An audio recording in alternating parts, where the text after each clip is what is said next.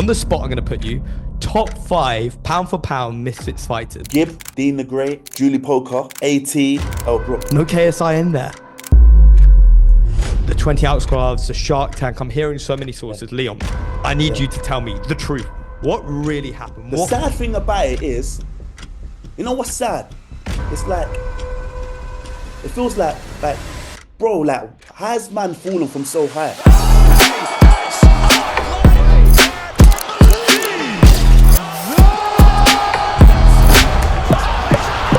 Hello and welcome back to Misfits News. I'm your host, Ben the Bane Davis. Man, we've got the latest and greatest updates. It is buzzing in the world of crossover combat sports. But before we get into it all, got to take it to my co-host, Biel. Biel, how are you, sir? Ben, it's great to be back, especially with you on the mic once again. And we've got some exciting updates for you all. But first, let me get into today's topic. That being, Bryce Hall has announced his return. We get some more news on Misfits 20. And we hear from Leon Wills, who says he's giving us the truth. Whenever Leon Wills speaks, you must listen. But that first topic, we had Bryce on not too long ago, and he discussed his return to combat sports. Finally, it's revealed today at the Knucklemania 5 press conference, I believe, that his opponent is none other than the son of Kimbo Slice. It's Baby Slice making the return, Biel. What an interesting matchup this is. I don't hate it. I'm looking forward to this fight, and I'm looking forward to see Bryce Hall return. Obviously, the first time out we saw him fight was against Austin McBroom in a boxing fight, and it was an underwhelming performance. He then goes into bare knuckle. I believe he's the first influencer to do bare knuckle. Am I wrong by saying that? He's the first, yep. First, went in there, and he did really well. I was surprised he won that fight, and now he's looking to make his return once again and look to get another win. And I think Kimbo Slice is a decent matchup. I don't know what you make of it, Ben. Yeah, Kimbo Slice, 6 professional MMA bouts under his belt. Last time he competed was against OJ Rose on Misfits. I think that was April of last year. So it's been a considerable amount of time since we've seen Kimbo Slice Jr. And for me, the question is going to be, what has he been doing in that offseason? If you look at his age, he is only 32, so athletic prime still within that window, albeit coming to the end of it. And I'm excited. I think bare knuckle introduces such a unique wrinkle. As someone that's gone into the BKFC waters myself, I understand how tricky it is. So Bryce, I think, has the advantage coming into this. He's made that walk. He's been in those live rounds before. Baby Slice, while he has this bloodline of backyard brawling, doesn't have the bare knuckle experience. How is he going to adapt? So I'm all about this. And what a fantastic main event. Eddie Alvarez and Jeremy Stevens on top of that fight. Who knows what else is going to be announced for it. But if you don't like bare knuckle boxing, I encourage you to tune into that event because that's going to be a banger. It'll be a great card, and I definitely looking into this fight as well. Bryce has a lot more weight and size advantage, but I'm going to tell you something, Ben. Kimbo Slice, in my opinion, has more experience when it comes to this, especially with smaller gloves in MMA and fighting in backyard brawls. This is sort of the perfect style for him going into this fight. So this may be Bryce's toughest test, especially going into bare knuckle. And then I think the question for me is, if he wins this fight, where does he go from there? And I think the question is, who does he fight on Misfits Boxing? Well, that's the question, right? Will Bryce Hall make the Misfits debut? I think that's always been the question for him. And if the stars align and it makes sense on all sides, I would love to see him come into Misfits. I mean, you're talking about a guy that can main event in his debut. So I don't know. I mean, we'll see. I feel like he'll probably stick within the BKFC waters. If I had to guess, that just seems like where he's most comfortable and where his home's at. But hey, you beat Baby Slice, Deji might need an opponent. Bryce Hall versus Deji and a Misfits, who knows? That's what I was going to say. I think the fight to make is with Deji. There is so much beef there. And last time we had Bryce on the episode, KSI actually tweeted, said, who approved this? So there's clearly beef within the family. And J2 will be rooting Deji in his corner, making sure he trains. And hopefully we see that passion from Deji to take out someone like Bryce Hall. And Bryce Hall has had that redemption. He came from that loss. Now, hopefully he gets 2 back-to-back wins. I think it's a good build-up. I think it's an exciting future fight. Well, switching gears back to the Misfits boxing world, we have some updates for Misfits 20. The first update being Wade Plem has now joined with BJ Flores for his fight against HS Tiki Taki. Ben, I think this is a fantastic move for Wade. Yeah, it's harder to get better coaching, better experience than a guy like BJ Flores. BJ has molded several athletes within this scene, and you've witnessed their developments and improvements. Most recently, it's Josh Bruckner, who looked fantastic against FaZe Temper, seemed to level up in all areas. And Tristan Ham. Tristan's been underneath the tutelage of BJ Flores and has been improving. Granted, last time out, it wasn't the result that him or the team wanted, but you can just see the improvements. And for me, I think if Wade Plem is sparring with guys like Tristan Ham, sparring with guys like Josh Bruckner within the ecosystem that I know BJ Flores creates, which is a no-nonsense realm of, hey, you either swim or sink, then Wade's going to be the best version of himself. He's already been in camp for 5 weeks. That's the X factor here. Wade has like 6, 7 more weeks. So if you put it all together, it's a 3-4 month camp. And he's already a very, very excellent athlete. So I think that he's assembling all the pieces. The Avengers are coming together to summon a Wade Plem victory. And I like it. I like it. Let's see how it goes.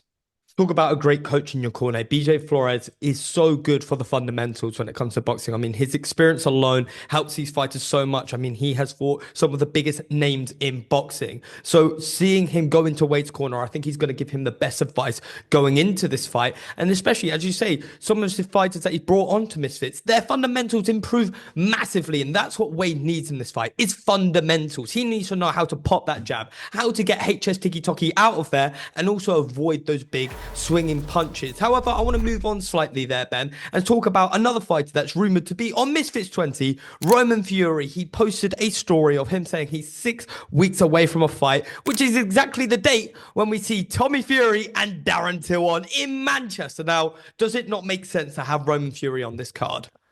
Come on, it's brain dead obvious. It's brain dead obvious to get another member of the Fury clan on this. Hell, why stop at 2? Let's get Big John Fury on this one. I know Mike Tyson's sparring partner was calling him out. Let's make that match happen. No, I like it. I think Roman Fury is a guy that, similar to Tommy, is wanting to stay within these crossover waters, right? I don't know what Roman's headspace is on his professional career, but I think for the time being, why not have these highlights? Why not appear on these big stages and further bolster both his experience and the eyes that are upon him? And in terms of opponent, Biel, I don't think there is a better test than the reigning, defending Misfits heavyweight champion, Chase D'Amour. It's a quick turnaround. It's a quick turnaround for Mr. D'Amour. But like I said in the previous episode, I was a little critical of his fight against Kells. I would like to see Chase D'Amour make that speedy flip and defend the throne on January 18th against a guy as, with the bloodline that Roman Fury has, show the improvements that Chase has made. I'd love to see it. I know Chase has been chatting already at Roman, so it makes sense to me. I know it makes sense to the fans, and why not slap a heavyweight title fight on X Series 20? This is a fight that's perfectly possible. I know Roman Fury has fought on Wasserman's, which Wasserman's is obviously a big part of Misfits boxing. So that negotiation stage is going to be easy. That transitional stage is going to be able to happen. Now, when you talk about Chase D'Amour, he's got 2 more fights left this year. One against, I believe his name is called El Matador, something like that. Yeah, I forgot he's literally fighting this week. He's got 2 more fights. He's got one this week, and then he's got one a couple of weeks later. So he's keeping active. Yeah. Obviously, you weren't best impressed, and a lot of people are underwhelmed by his last performance. But I think this is a great opportunity to showcase why he's the Misfits champion. And it's a big test. It's a big step up in opponent. I don't know. The thing is, I don't think Roman's better than Alan Belcher. Right, I think like this is the thing. Great point. Out of all of Chase D'Amour's, the spectrum of opponents that he's faced, I don't think that Roman Fury is the best guy that Chase D'Amour will have faced. So if I am Chase and I'm staying active and I'm staying warm, he goes out there and kills these next 2 guys, which he will. Then you roll into January 18th.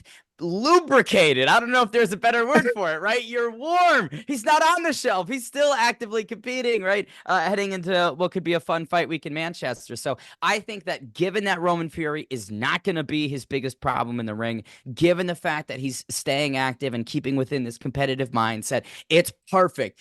Please make it happen. The other reason I want this is because fight week will be so much more fun with Chase Moore. I'll criticize the guy in ring sometimes, but there is nothing bad I can say about the showmanship, the entertainer that Chase Moore is. I know that when I'm hosting a press conference and some of these guys, I love them. Boy, do I love all these influencers and these crossover guys. I just have zero hesitation that Chase Moore is going to crush it anytime I give him a mic, anytime he's on stage. So please, let's get him on the 18th card. Before we move on to our next topic, I want you all to check out our new show on the Misfits Boxing channel called Visiting Qatar. The first episode has just released and it features some of your favorite stars, that being KSI and Deji, Slim and Salt Pappy. But wait, there's even more. You got another episode dropping later this week. It is honestly hilarious. It's got some of the main stars in there. You do not want to miss it. And here's a little preview of what you have to expect. This is the one I want. Can I buy this, please?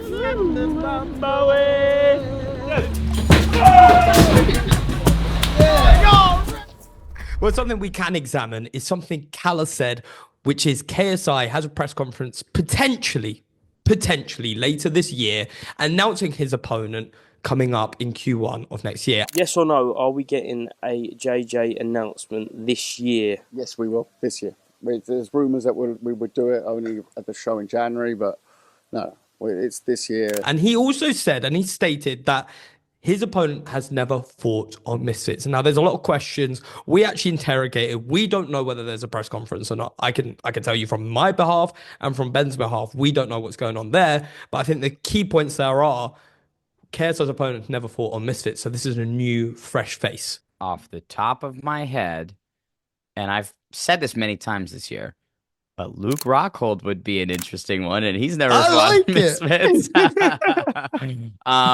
Yeah, I don't know. I mean, a KSI press conference before the end of 2024, like you mentioned, we haven't heard anything about this. It'd be tough, I think, to schedule in logistically, but like in Manchester during that fight week, having maybe a KSI announcement press conference, bring out his opponent, have them do a little chit chat during that fight week. To me, that would A, raise more interest and awareness in X Series 20, B, make more sense because everybody's on site in Manchester. Logistically, it wouldn't be that hard to do. All you would really need is to get his opponent in. So I like the eagerness from Kala to put together this press conference before the end of 2024, but I personally think it would make more sense to do it fight week X Series 20. I don't know whether you saw on Twitter as well, something that went weirdly viral. Everyone's commenting on it. Everyone has their opinions. And we got Leon Wills actually joining us a little bit later. Leon said Gib didn't run one single 5K or 10K in his entire camp versus Slim. And the answer to the question is 0. We done 0 5K runs, 0 10K runs. I mean, do you think that's controversial? I don't know why this has gone so viral on Twitter. We'll get into this. I like Leon so much. He's an amazing guy. I've always loved chatting with him and interacting with him. I just don't believe him sometimes. I don't believe that Gib didn't do any road work for this. I mean, you think 5K, 10K, 5K is like what, 3 miles? 10K is around 6 miles, maybe 7 miles. You're telling me that he didn't run 3 miles at any point during this camp, but he has the gas tank of a tiger in Northern Africa? No chance. He definitely did some road work, right? So I don't know. I think Leon is he's just stirring the pot. So should we just bring him in and actually ask him himself, Ben? Yeah, let's bring him in. Leon, what do you have to say? Well, we're introducing to the Misfits news booth. It's the man that doesn't take any L's. The song No L's should have gone to Leon Wills because he's joined us here with another win with AnEsonGib over Slim. Leon Wills, how are you feeling after that ecstatic performance? I'm that feeling weekend? great, man. I'm feeling great, man. As I told JJ, I told the world, the win was already established in the heavens. The win was already established in the heavens. You were quoting Bible quotes. Come on, man. It's spiritual warfare I was up against. But you know, I'm happy. I'm happy because I got KSI, one of the biggest YouTubers in the country and in the world, to quote scriptures. I know Auntie Yinka was happy with that. And I'm happy I got that was KSI the plan all to along. quote scriptures. So yeah, that's 101 evangelism. I'm so happy, man. Praise be to the Most High. You got KSI to quote scriptures. I think that's a highlight of the weekly. Scripture for scripture, come. Now let's get your overall thoughts on the fight. Obviously, now a few days have passed. The fight happened on a Thursday night. We're now on a Monday night. Yeah. Reflecting on it, what's your thoughts? It was a good fight. I'm happy with Gib's performance. And the funny thing is, the game plan, what you saw that was working so effectively against Slim, that wasn't our game plan. Oh, That really? wasn't our primary game plan for the fight. What was the So original game plan? I can't tell you that. I can't tell you that. We're gonna hold. I'm not gonna tell you that. But it was a lot more. We was gonna walk him down. We was gonna stay on the inside, work the body, and do a few more other stuff.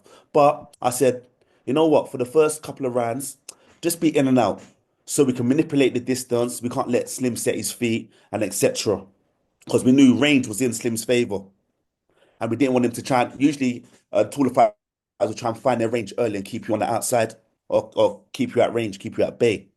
But yeah, we done that in and out. I saw it was working. So I thought, you know what, just rinse and repeat. His Slim's team is not making the adjustments. So I don't know what they're doing. I don't know what they're doing. Because you got to remember, when people see me, they think, what has he done? What world champions has he got? But I've been coaching since 2010. It's like this is what my 14th year completed. And obviously I've gone against great coaches. I've gone against coaches that have made world champions. You know what I'm saying? We defeated Milton, who trained world champions. We defeated Otis from Mayweather Gym that made world champions. We defeated Ryan Garcia's dad, Team Canelo, who's trained world champions. We defeated Andre Rozier, who's got 14 world champions, and we made him look like baby food. And Gibbs said in a press conference, listen, you ain't got no school of thought. And he was right, because they couldn't adapt to our plans. What would you say was Gibbs' rating of that fight? If you could give him I gave him a C. from I gave him a C. a C. A C. That's a C. What gives him the C performance? Why not a B plus? Because Maybe there an were A certain minus? positions he was in where he was meant to do X, Y, Z, and they didn't do the X, Y, Z. Like we could have been more destructive. But then again, when they got round to like round 6, 7, 8, Abdul wanted Gib to pull the trigger more. But what happens is I've had it done to well, it's happened to me. When the fight's easier than expected, you can slack a little bit. One time when I was fighting, it was the first time I was fighting a European champion, and everyone was hyping up the fight in the tournament, and I thought, wow, this fight's going to be tough. So I got in the fight, and it was easy, like it was easy peasy, and it was so easy I ended up switching off. Then he hit me with a big right, boom! I had double vision, I had to shake it off, and then beat him up some more. But that's what happens when the fight's easier than expected. You can slack a little bit. So I didn't want Gib to slack. That's why I kept telling him in and out. Let's not go to war. We don't need to put him away. Let's not force nothing. Because Slim he's the best in Misfits. 7-0, knockout artist. You saw what he done to Salt Pappy when Salt Pappy switched off a bit. He's a very dangerous guy. So with respect to that, I didn't want to get too greedy and have Gib go for the kill just to get caught. And I would have been devastated if that happened. If the great Leon Wills was in Slim's corner after Slim was losing those rounds, what advice would you have given him? What adjustments would you have said for him to find his rhythm a bit better? Oh, you got to start pushing forward now. If someone's in and out, you got to try and catch them on the off. But look, Neil, listen. You can ask Gib here. In camp, I said to Gib, listen, if Andre Rozier and his team teach Slim how to do, I'm not going to say what it is, to do this and fight like this, it's going to be a long night for us. But I knew from studying Slim, I know he's not smart enough or disciplined enough to do this certain technique or this certain style of fighting. But he's got, just from his limbs, his size, his right hand, he should have been able to adapt the fight to make it suit him than suit Gib. Why do you think he wasn't able to find that right hand that he so frequently found? Because we prevented it from happening. If someone's only got a right hand, what is the threat? You only got to think about one thing. It makes life easier for everyone. It makes life so much easier for me. If I know you just got to be aware of the right hand. That's all he's got. That's the only trick he's got in his sleeve. And the worst thing is, he doesn't even throw it correctly. Sometimes it's too short. Sometimes he doesn't get the full extension on it. So it's imagine if he did throw it correctly. Right hand sniper, sniper, sniper. That's nothing. Like, that's baby food. One weapon. What was your thoughts of what Slim was actually saying? Because he was saying, I got hit in the back of the head. This was illegal fighting. I think Slim, what's Slim? 6'2"? Gib is like Yeah, I believe 5 foot. so. Yes, Gib's like 5'8". Why is your chest in line with, why is your head in line with his chest? Why are you bending over? Why are you making yourself shorter? Why are you leaning forward? Use the height to your advantage. Why are you turning around? Why are you turning away? That's your problem, B. You know what I'm saying? That's your problem, B. Would you honor him a rematch maybe down the line? Because it was a good fight. It was a It good was a good, scrap. it was a good fight, but the fact that what the fans thought they was gonna get, they didn't get. They didn't get. It was alright, but there was no threat. There was not one point in the fight where I was worried. But I thought, ooh, Jarvis put up a better fight. Austin McBroom put up a better fight than Slim.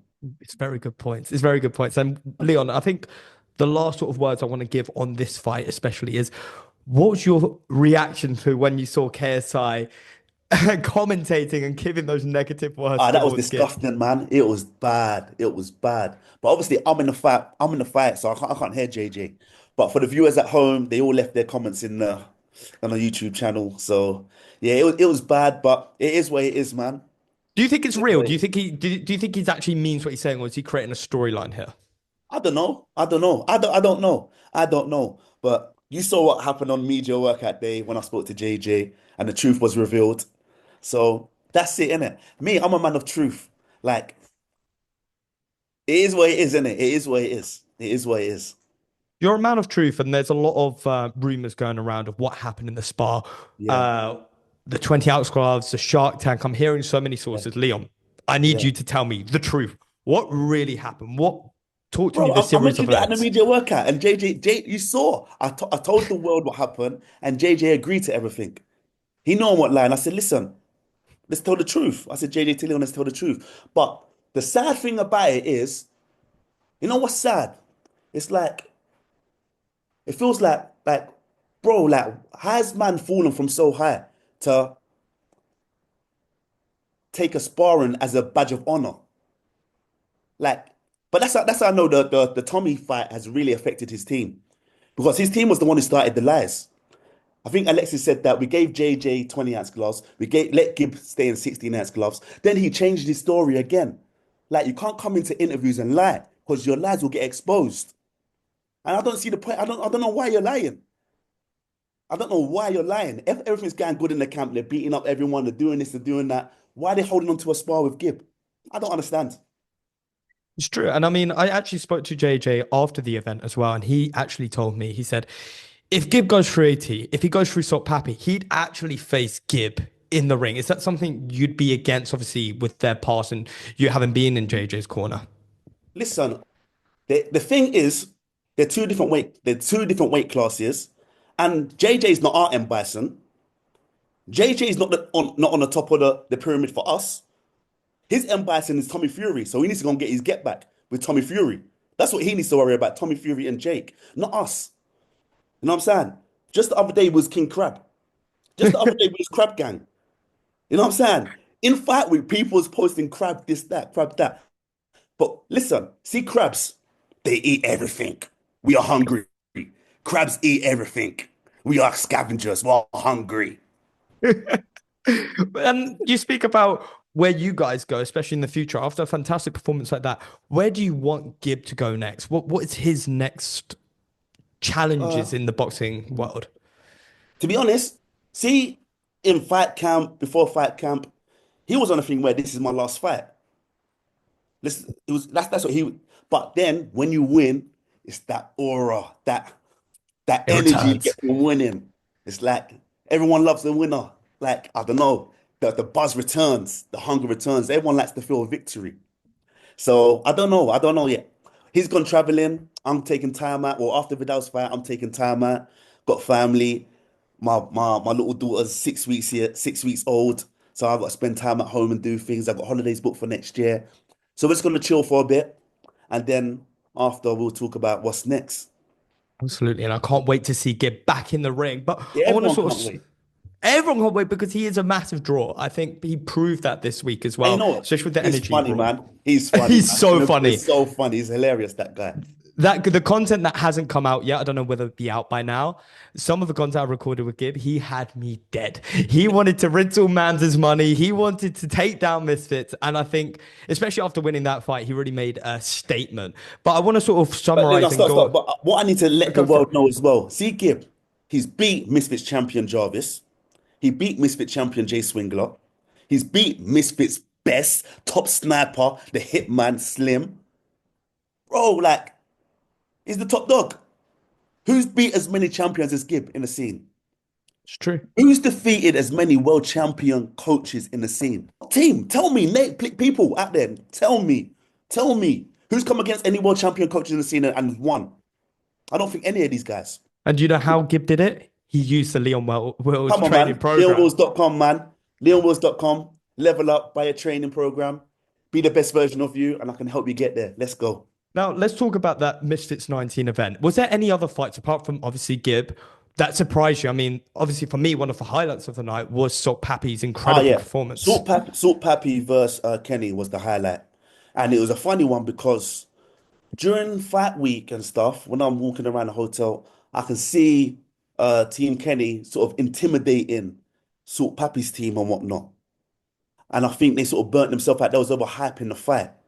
And then I don't know what Kenny and that was on. He came out, I don't know what style he was doing. He was all over the place. He was doing some mad walk. He didn't understand range. His lead hand was all over the place. And Salt Pappy just detonated on him, like dealt with him differently. Like, so all that hyping up. But I big up Salt Pappy because he got paid extra money for that extra round.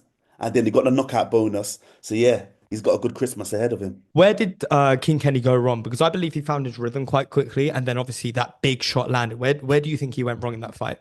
I don't know. I couldn't see any game plan establishing. Like he didn't. He saw. I don't know. He had a low guard against someone who's against the southpaw when the lead hand is the closest weapon to him. It doesn't make sense. I don't know. It was just disgusting. It was a bad night for him. I don't know if he was scared, but you know what it is. One of my coaches, yeah, back in the day when I was in Holland training, he said, yeah, this is Lucian Carbon, great coach, over 50 world champions. He said, I don't do all this hyping up fighters in the changing room because all that hyping up and that shouting, it wears off in 10 seconds. I just tell them the truth. Put your hands in the right place, this, that, blah, blah, blah. Losing's always an option if you don't do X, Y, Z. And I think Kenny and that was all hyping up, head to pepper salt, head to pepper salt. So when the bell's rung, he hasn't got no fundamentals going on. He didn't establish his jab, didn't establish his range. He's walking into range like on some creeping thing. I don't know what he was doing. Like he looked like a crab. He looked like a crab. He might have to take the name. But I'm not, you know what? No, okay, let me tell you the real thing as well. You know why he got knocked out? Because he tried to say he had a vision of Gib getting knocked out. And before the fight, in fight week, I done my prayer, yeah, my return to sender prayer. So anything that any bad ill wishes or darts or arrows or bullets sent away from the enemies, it was gonna get returned back to sender. And that's what happened to him. That's why he got dropped. I think what we learned from this fight week is listen to Leon Wills and his prayers because it's clearly coming into fruition. Of course. I'm a dangerous man. Don't play with me, guys. And especially if you try and lie on my name. That's what, if you check my Twitter, that's why I was going hard on Slim. Because he tried to lie on my name. He made a lie about me. So I thought, oh, this guy's lying on me. Okay. I'm going to get you now. Let's go to the Salt Pappy corner. He had a fantastic performance. It really looks like Salt Pappy's found his stride once again after taking a couple losses back to back. Do you think that's a possible matchup we could see with AnEsonGib? Do you think they could possibly see each other down the line? I like Salt Pappy. See me, I like making good fights, innit? But for us, we'll beat the champions already. Like, why are we looking down? Why are we still hanging around like there for? Like, why do you want us to be flying in economy for? Why are we flying in economy?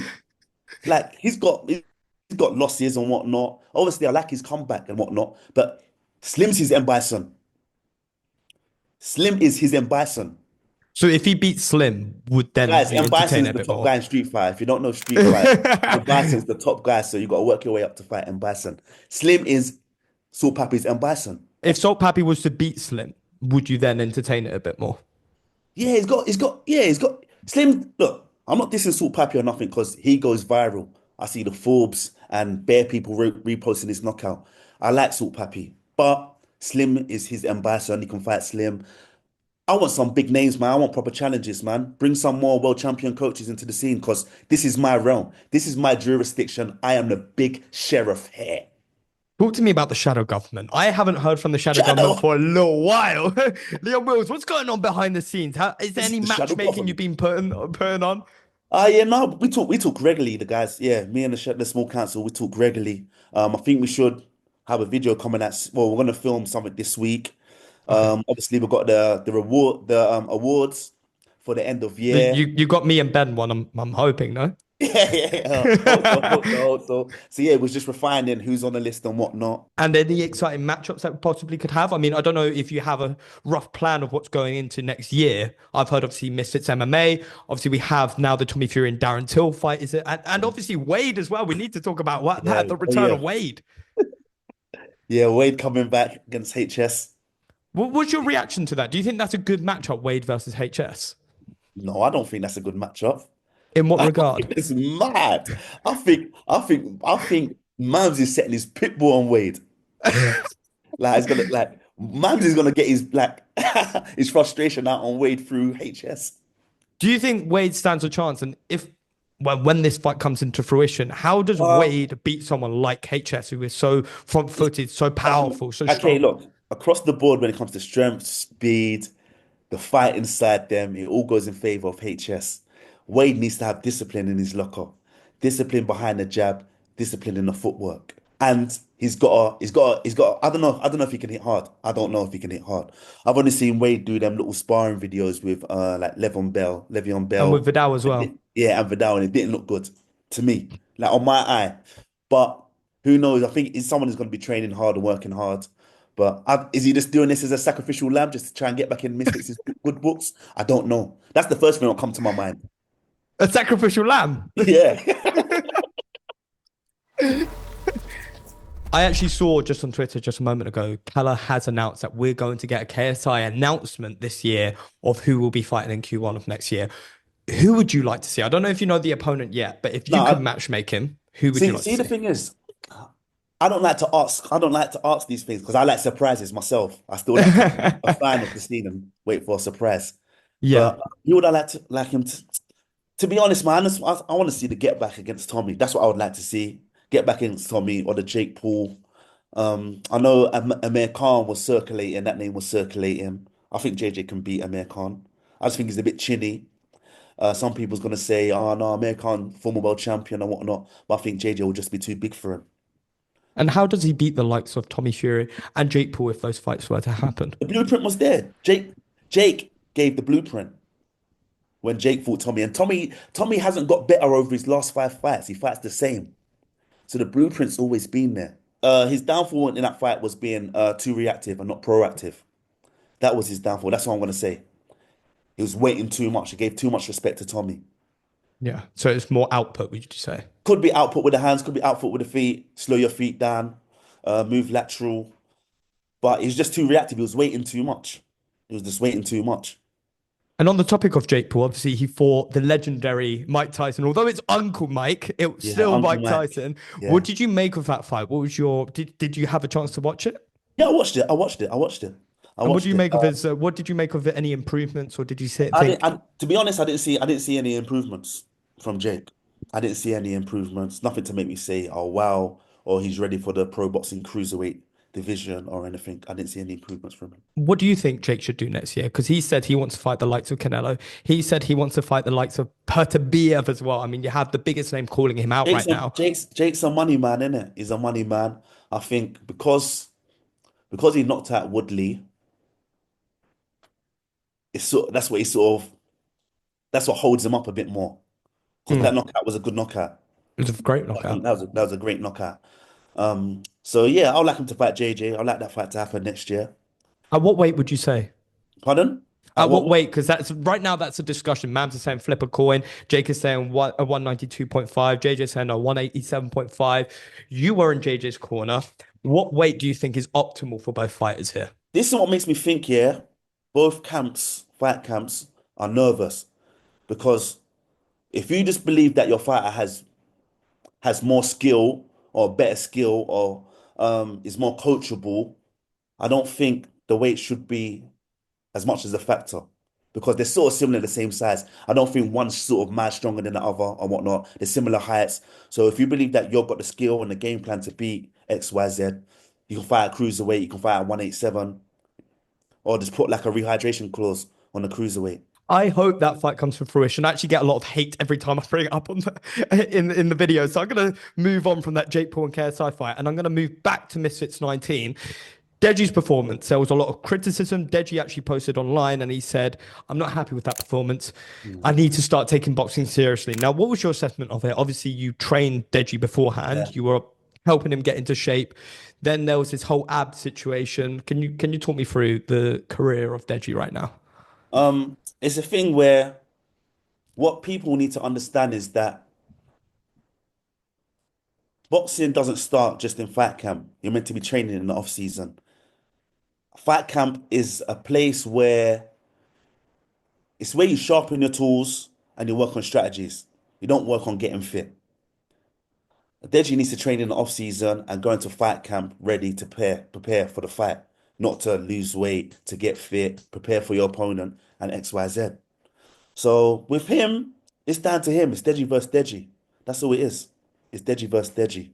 Why do you think he's not finding that rhythm? Because we seem to see spurs of Deji getting into shape. He's doing really well, especially for that ab competition. Although he didn't have abs, he was getting close. It was the best shape I've ever seen Deji in. And then he's put on the weight again. What do you think's going on in there mentally? I don't know, because during that time when he made the bet with JJ, I was speaking to him. I said to him, listen, that's easy. You could do that in 12 weeks or 16 weeks. That's easy. Like this was like halfway into it. I said, all you need to do is we can treat it like a fight camp, train with daily. I'll do S&C with you. You can we do say at least 2 a days, Monday to Friday or Monday to Thursday, 2 a days. And then nutritionist, it's easy. You'll get abs easy. That's easy money. That was legitimately easy money. But I don't know who whispered in his ear or advised him not to use me in daily and to go with these other people, but he went to them and fouled. So whoever whispered in his ear and gave him bad advice cost him £1 million. I could definitely do £1 million. So Who's if JJ wants to put the bet up, I will get abs tomorrow. And that's the thing. What people need to understand with Deji, he only respects a few people. He only listens to a few people, a few voices. And that's the thing with him. Like, if he had me and Daly with him during that challenge, it would have been a guaranteed win because he knows the passion that me and Daly have, and me and Daly love to win. We are about winning. We can't take embarrassment. I own a online coaching business. If I can take embarrassment of not being able to transform him, when I've transformed hundreds of people getting to the shapes of their life, how can I transform Deji? Oh, I'll sleep at his house. I will sleep at his house to get that transformation. You know what I'm But saying? you get a good That would have cut been easy. from the 1 million, surely. Of course, I'll need my percentage. Listen, even though he didn't even use me or Daily, I still gave him a nutritionist. I gave him a nutrition. That's what helped him get that low. So, but it is what it is, man. With him, he just needs to think about what he wants to do and train. I'll say have a break now. Then from January, get consistent. Get consistent with your training. Be disciplined because he can do it. He knows he can do it. If you don't mind me asking as well, can we expect you to have you in his corner once again? Because some of his best performances come from when you were in his corner. So could you detail me what's going on? We train hard. Okay, I was asked to be in this fight camp, but I just didn't have time. I had Gib, had Viddal's fighting in 2 weeks, and plus I just had a daughter, so I didn't have time. And it's important that a coach doesn't spread themselves too thin. Yeah, so I couldn't make it. I couldn't be in this fight camp, this fight. But yeah, possibly next year. It all depends on schedule, timing, etc. But yeah, he's For my that Alex friend, man. Wasabi I got fight, love you for need him. it. Alex Wasabi. I like Alex Wasabi as well. But yeah, I would love that challenge. Absolutely. Now, you mentioned the name Viddal Riley earlier. Now, we've seen he is returning later this year after a little bit of time off after his rib broke. Could you talk to me about this return and what is Vidal's plans going next year? Yeah, this fight's like a last minute fight, but we needed an extra fight just to round off the year because we only fought once this year. So yeah, we've got a fight December the 14th in Liverpool. We're gonna quickly just piece up this guy and get the ball rolling for 2025 because we want a big 2025 and we want to get some belts. That's the goal. What are you making of the current cruiserweight division? I like it. I like it. It's spicy, man. Mr. Turkey is putting his money up. He had Billam Smith versus Zerdo. That was a great fight the other day. So there's some great fights ahead of us. Let's have a good 2025. I'll say 2026. We should be up there, man, amongst the top boys. That's the plan. Everyone, That's what wants to happen. everyone always asks the question, not if Viddal will be a world champion, it's more of a case of when. And when do you Yeah. believe we're going to be able to see that? Hopefully end of 2026, I think. Every you got to take the right path, man. You have to take the right path. You have to have the right fights. I say it's always important on your journey to fight different styles. So maybe you might fight some tough Europeans or some tough Americans or tough Mexicans. Just so when you get to the top, you're faced everything. You can draw back on your performances, draw back on your experiences, and then that will make you get that win. That's the most There, w- important. there was a viral moment for the Anthony Joshua fight when Vidal and Dubois met together, and Dubois said, "You're the toughest 8-year-old I've ever seen." I mean, Yeah, what was your yeah, reaction to yeah, that? yeah, yeah. The best 9-year-old boxer I've ever seen in my life. Yeah, it's true because he's got a talent. He's got a natural talent. Like he does things naturally that is so elite and talented. It's like he's destined for this. But now it's about applying yourself. It's about applying Absolutely. yourself, knowing and believing in your anointing, and then yeah, taking grass and just going for it. That's the most important thing. What surprised you most in Vidal's corner and seeing him spar and compete with these high-level champions? His dad, just his dad as well, Derek, man. That's the big bro, man. That's the big bro, man. He's a genius. He's a genius, man. So I'm like the apprentice. Like I'm like an apprenticeship for me. Just listening and gathering and getting more knowledge. Because I've been around loads of coaches and I take bits and bobs from everyone and all my journeys and experiences, and I make that cake from all them ingredients I've gathered over the years. Well, it's So one yeah, I like it, delicious man, cake. Derek. Yeah, man, trust me. And yeah, down to earth, me and Derek's very similar. We're very similar. Like we're direct, straightforward. We don't lie. We just tell you the truth. We're blunt with it. And yeah, Vidal listens. And he's just got that natural ability, man. He's got that natural ability to make things easy. Like when he broke his rib in the first round, like we didn't know, or he didn't tell us until like eighth or ninth round. Really? Oh, imagine that. Imagine that. And it was in one of the initial rounds, no, that he got the rib Yeah, it was the broken. first round. First round. First round. Wow. And he boxed that guy's head off with a broken, well, like with broken ribs, Which not really is, which broken people ribs. don't realize how dangerous his opponent was because the Oh yeah, finishes this dangerous. guy has Wow, got dangerous, and the dangerous. way he walked him down, that Another back. guy who's got a deadly right hand, and Vidal felt it on his rib, and it took him out of actions for a few months. Yeah, it's insane. And Vidal, I have no doubt, will be world Yeah. champion. Who do you think's next for Slim, or who do you think he should fight? If I was to book Slim's next fight, I possibly would give him King Kenny. I think obviously they both took the losses. I think You think they Kenny will take that fight? Slim's dangerous just because we made it look easy. This guy's still dangerous. I think maybe Kenny needs a couple more fights, but Slim, I don't see Slim taking many fights, if that makes sense. He usually only takes 1 to 2 fights. So when Kenny's got Yeah. his confidence back, maybe gets a couple more finishes, depending on how Kenny performs for the next year, maybe that's a big super fight to make at the end of the year. Maybe another co-main event or one of the later fights on the card. I think that for me would be the most logical step. And I said before Kenny should quit if he loses to Adam Brooks. But, but to be honest, I don't really like people quitting on a loss. I do want to see people come back and try and get a win. I don't really like seeing people quit on a loss. It's positive Just to words, say that. Leon. It's positive Yeah. words. Now, Leon, to sort of summarize this interview, I want you right now on the spot. I'm going to put you top 5 pound for pound Misfits fighters. I know you got a a small council coming up, so give me Yeah. them Top now five. after that performance, ending of the Top year. five. Gib, Number 1, number one. Dean the Great. Julie Poker. Um, AT, number 4. El Brook, number 5. very strong list. No KSI in there. He fought Swams. He fought Pineda. I can't. How can I justify that? How can I justify Would you say the putting him Tommy in there if Fury he fought fight Swans? elevates him a little bit more because some of those fighters wouldn't be able to We're talking last with about Tommy wins though. Fury? We go by wins. It's true. Like, how can I justify you being pound for pound the best when the coaches made you fight someone like Swarms and Pineda? And look at the type of competition these guys are fighting now and how they're performing. We can't like I can't. Like honestly, pound for pound, we're talking about skill for skill and level for level. We can't. We can't. Because at that time, he was supposed to fight Wasabi, and that fight was around what was that weight? Like I think that 170? should have been 170. Yeah. Slim was available. Temple was available. There was a lot of people available at that time, but they decided to choose Swarms and Pineda. So what does that say? That's it. Like it's a question for the coaches. Like, why did you choose Swarms and Pineda? They like to do interviews, so why didn't the interviewers ask them that? It's true. Now, Leon Wills, any final words for the fans watching at home? Obviously, you got a massive win. You are the best coach in the game. Talk to them, Leon. Guys, if you want to level up, if you want to get fit, leonwills.com, get your online programs, your online coaching. But other than that, enjoy 2025. We've got some bangers coming on Misfits, and I can't wait. Stay tuned. Darren Till versus Tommy Fury. Who's going to win?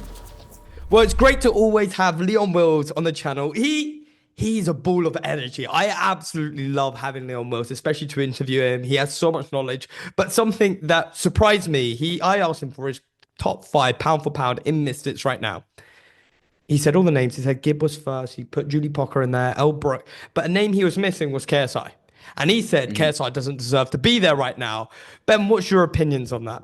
I think that if you are going to combine genders into one singular pound for pound list, then there is a decently logical argument that there are 5 people ahead of KSI at present. You know, if you look at it, KSI fought last year on the prime card, came up short against Tommy Fury, and has not competed since. I think in his time on the sidelines, you know, you've had at minimum 5 people that have busted their ass to, get results within this scene and push themselves forward. And again, if you are combining the genders, I don't hate excluding him from the top 5. Now, if you're going to do a male pound for pound and female pound for pound, which is kind of how I would do things, he would have to be within the top 5 male pound for pound. That's just my thought. But I don't think he's entirely off base. Ben, can I put you on the spot slightly? Because I asked Leon Wills. I also gave my top 5 pound for pound. Ben, what's your top 5 pound for pound? All right. So if I had to think about my top 5 pound for pound crossover boxers, male, female combined, I'm not gonna list 1 through 5. I'll just give you 5 people that I think encapsulate the pinnacle, the peak, the top. So you've got Anthony Taylor in there. He has to be in your top 5. You've got Dean the Great. I think he has to be there. You've got Gib. I think with Gib's performance over Slim, you have to put him in the top 5. And then, of course, you have to give shouts to Julie Polk and El Brook. I think they've defended their thrones in very impressive fashions against demanding competition. So for me, if I had to pick 5 crossover boxers, it would be those 5. Now, if you gave me 7, I'd put KSI and Slim probably just outside the top 5. That's my take. Ben, you're missing one name, and number 1. I'm sorry to let you down, but are you gonna say Noreen Koyat is number 1 pound for pound crossover boxer? Mark my words, he will be number 1. Well, it's great to be back on Misfits News, now on DAZN and the official Misfits Boxing channel. Make sure you subscribe. Get your tickets to X Series 20, Manchester, January 18th. It's in the Co-op Arena. Biel and myself are going to be there. It's going to be a fantastic time. But either way, we shall see you in the next episode.